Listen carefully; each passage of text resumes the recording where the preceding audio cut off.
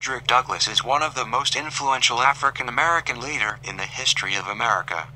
During the period of abolitionist movement, Frederick Douglass is an outstanding thinker. He had foreseen the issue of slavery, which could heavily impact the United States.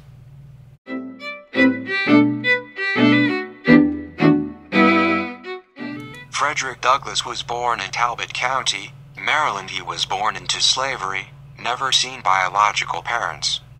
8 years old, he was sent to Baltimore as slaves. In Baltimore, mistress taught him to read, although it is prohibited by law, and she was stopped by her husband.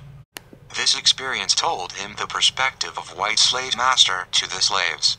Slaves are tools, animals, the machine without spirit. September 1833, with the help of his friends, he went through the Underground Railroad to flee New Bedford, Massachusetts.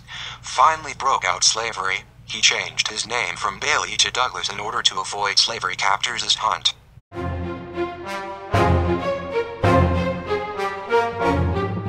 After coming to the North, he starts to read the famous leader of the abolitionist movement, Garrison's Liberator newspaper, and also actively involved in abolitionist organization, Anti-Slavery Society.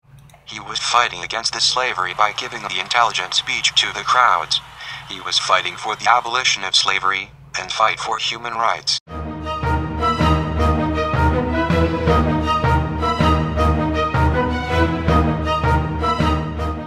Frederick Douglass had a famous book called Narrative of the Life of Frederick Douglass.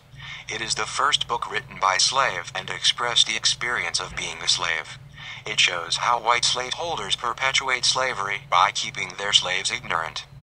During 1800, many people believed that slavery was a natural state of being. Many white believed that blacks were inherently incapable of participating in American society and therefore should be kept as workers only. The life, liberty, and the pursuit of happiness is only for the white man, not the slaves. Frederick Douglass is a remarkable historic figure to remember, and his contribution towards freedom is undeniable. And this video with his famous quote, "Without a struggle, there can be no progress."